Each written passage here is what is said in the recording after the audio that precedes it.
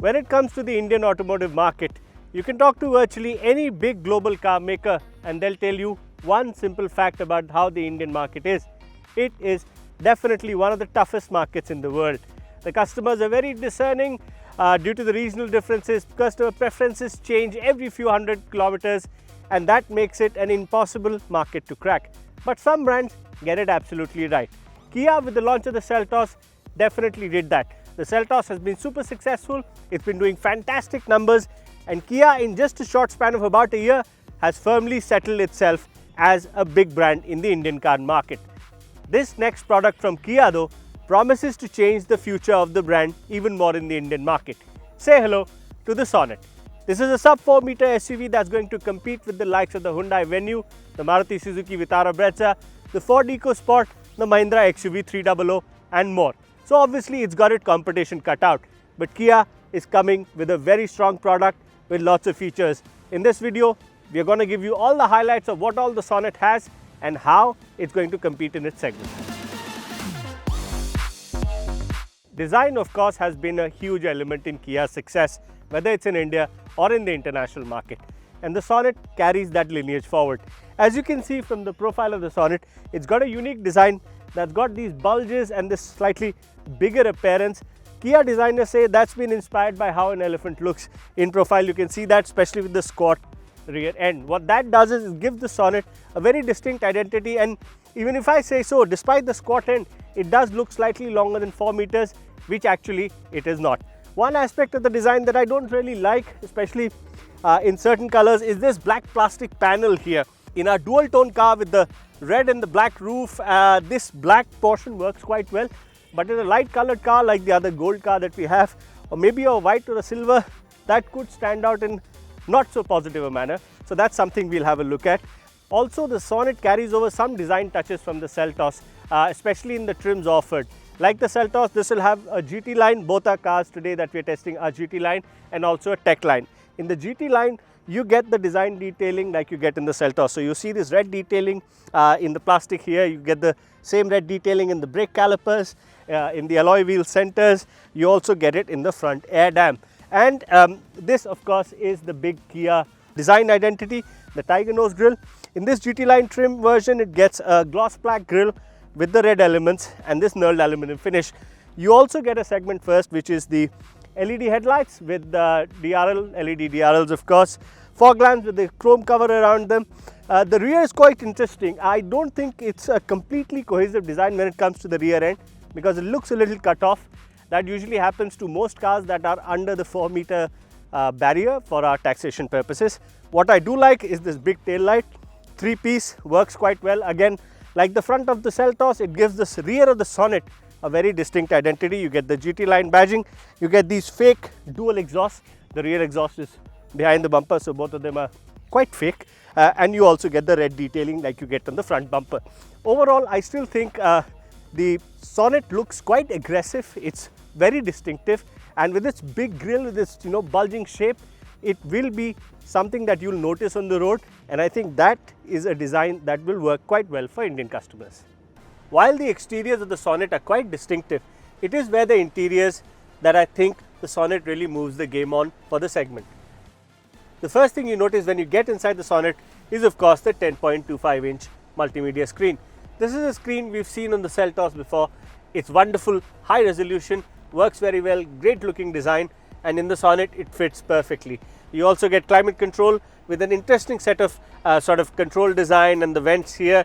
You get a wireless charging pad here.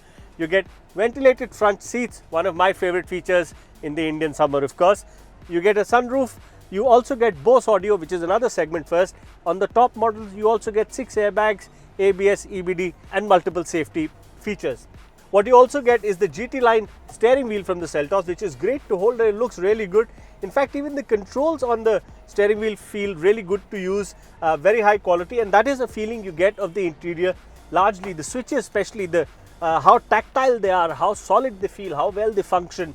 The leather surfaces, the leather detailing here on the seats, and again in the GT line, like in the Seltos, you get this black and red leather combination, black and red interior combination rather, which is a favorite of mine. It's fantastic, it's easy to maintain, and it looks great In front of the driver, you also get a brand new instrument cluster which has a 4-inch screen in front of you, which gives you all the vital information. If you've put on something on navigation or destination, it will also give you instructions on the screen about the next turn or where you're heading to. On the edges of the instrument cluster, you get the rev counter on the left, you get the fuel gauge and the temperature gauge on the right. It's a digital speedo, and I think overall the layout is quite good. It's very functional. We'll get to the rear seat space in a little bit, but the front seats feel quite comfortable. They have a lot of shoulder room, headroom. Seats are also height adjustable, so obviously finding a good driving position is not a problem. One aspect of the interior design though which might not work very well is the fact that the center console, rather the climate control design here along with the vents, looks a little busy and could have been done better. The wireless charging pad is also located slightly oddly. If you've kept your phone here and if it's not connected to the multimedia system, you'll find it difficult to see what's happening on the phone. So those are two aspects that I'm not a big fan of, but I think with its overall feature set, the Sonet does offer a huge leap for the segment. But let's get into the rear seat and see if in this sub 4 meter segment we can actually fit 4 full-size adults comfortably. When it comes to rear seat space, it seems like the Sonet does have a trump card up its sleeve. As you can see, the driver's seat is set up for my height and I can sit into the rear seat sitting behind me very comfortably.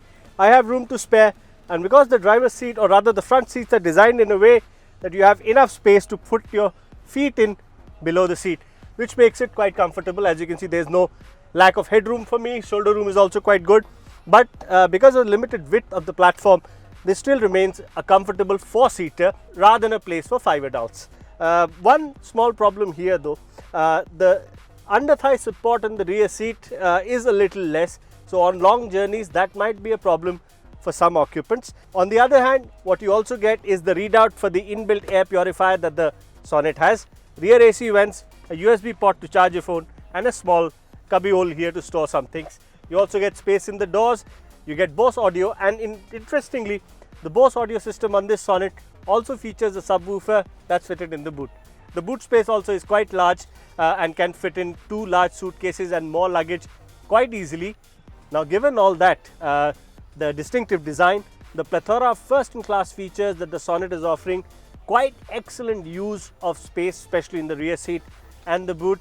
The final benchmark is of course going to be how it drives. It's offered with 3 engines, and we're going to try and drive all 3 of them today to give you a detailed report on what the Sonet is like and what you can expect from it in the different engine and gearbox versions.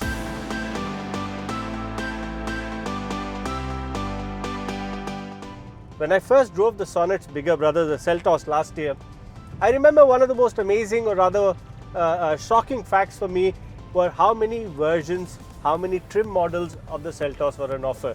And with the Sonet, I think that's going to be the case. We still don't know how many trim versions the Sonet will be offered in, but why do I think that's the case? Well, let me explain. Just with the number of engines and gearbox options that the Sonet is going to be offered in. First, of course, is the 1.2 naturally aspirated petrol, 82 horsepower, and only offered with a manual transmission.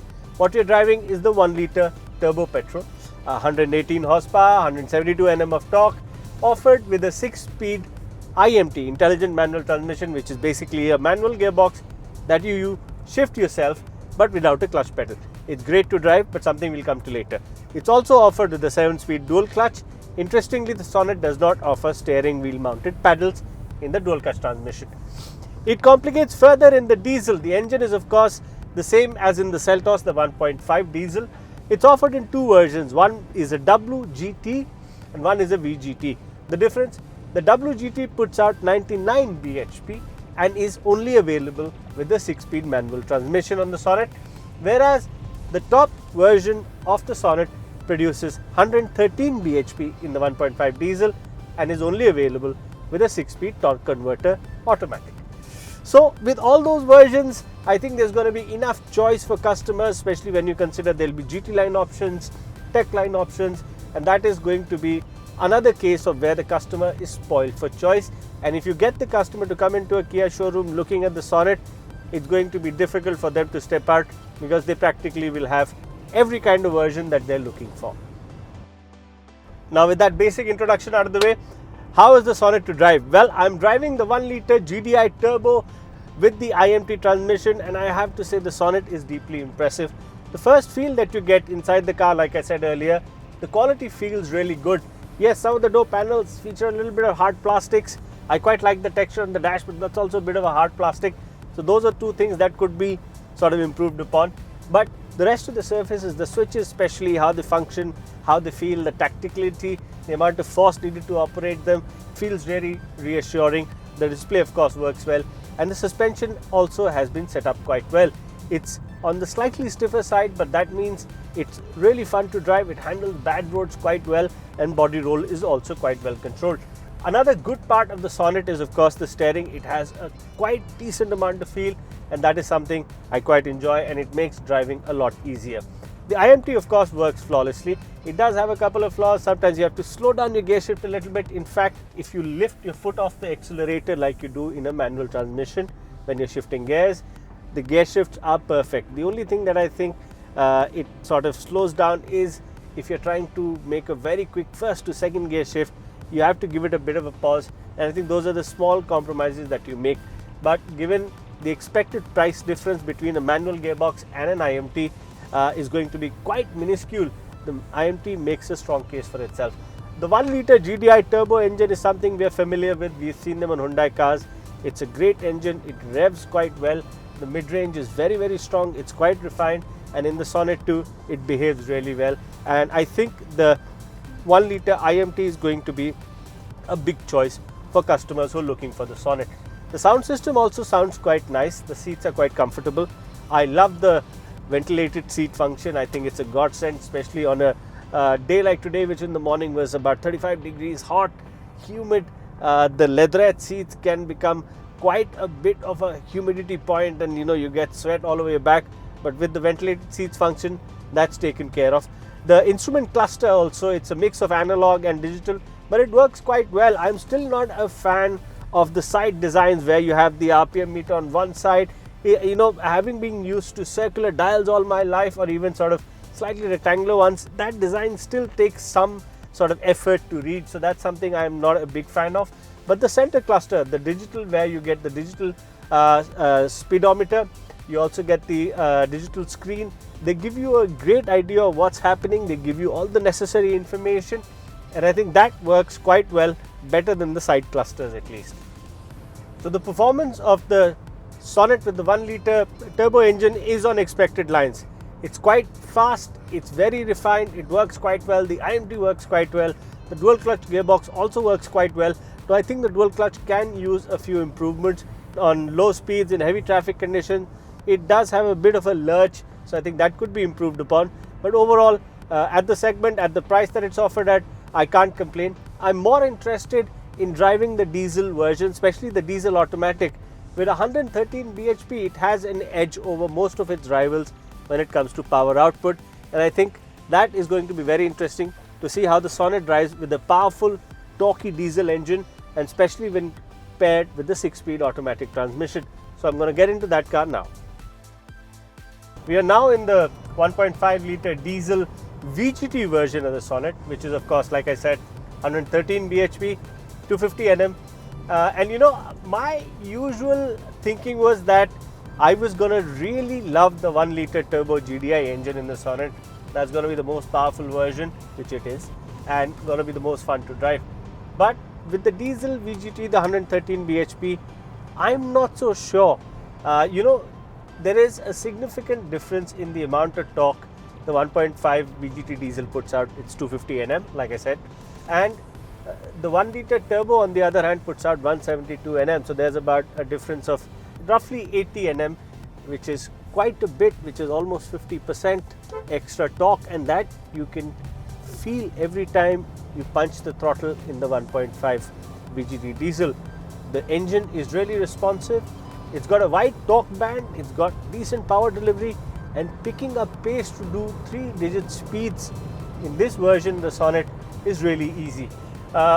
Talking about 3-digit speeds, it also gives you an idea of how stable the Sonet is. I think it's quite stable. The stiff suspension really helps here.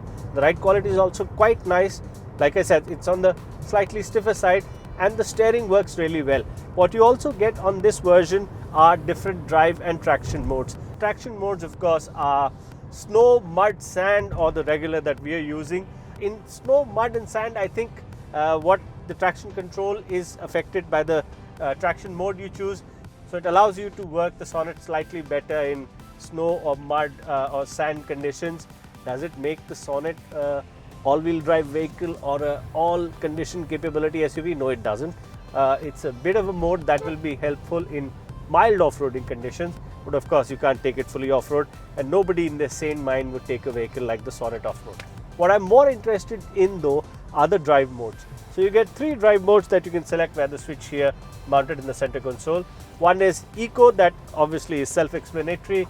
It slows down the throttle response, it slows down the gearbox response, and it makes the engine and the gearbox behave in a way so that you get maximum possible fuel efficiency out of the Sonet.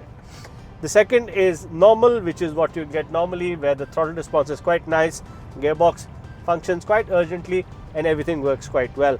The Sport mode though is also quite fun. It really speeds up the throttle response. The throttle is very aggressive. You get instant power and torque whenever you need it. The car accelerates really quickly, and it also holds on to gears to make it the maximum performance mode.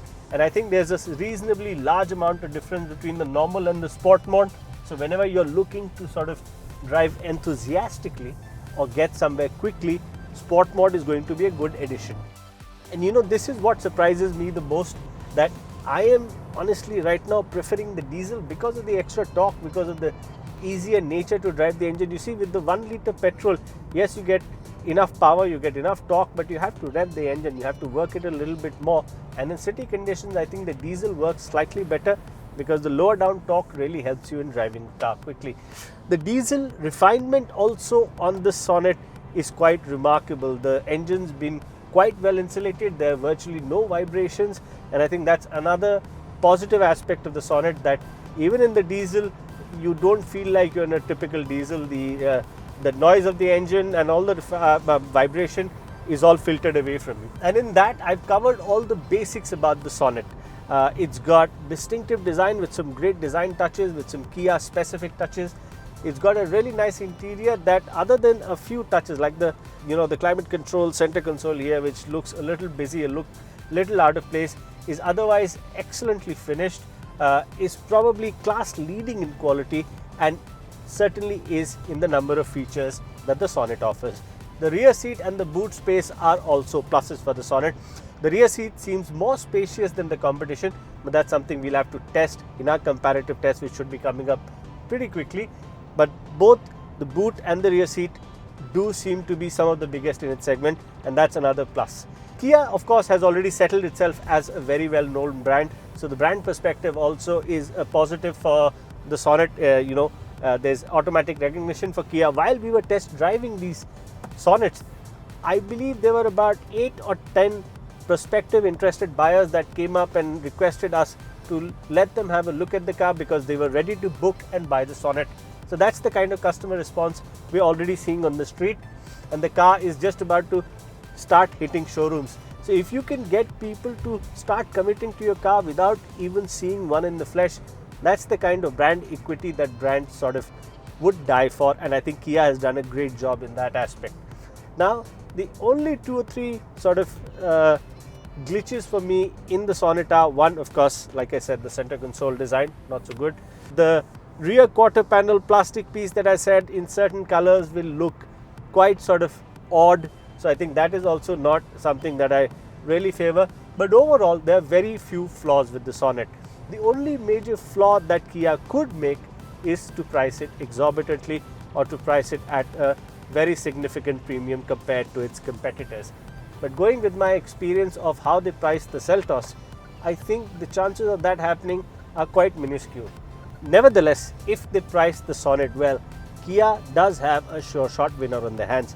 With its combination of design, space, number of features, especially the number of first-in-class features it offers, it could be the next smash hit product in the sub 4 meter segment. So wait till the 18th when Kia announces the exact number of trim, models and prices for the Sonet. And if you're looking for a sub 4 meter SUV, I would certainly wait for the Sonet before making my next purchase.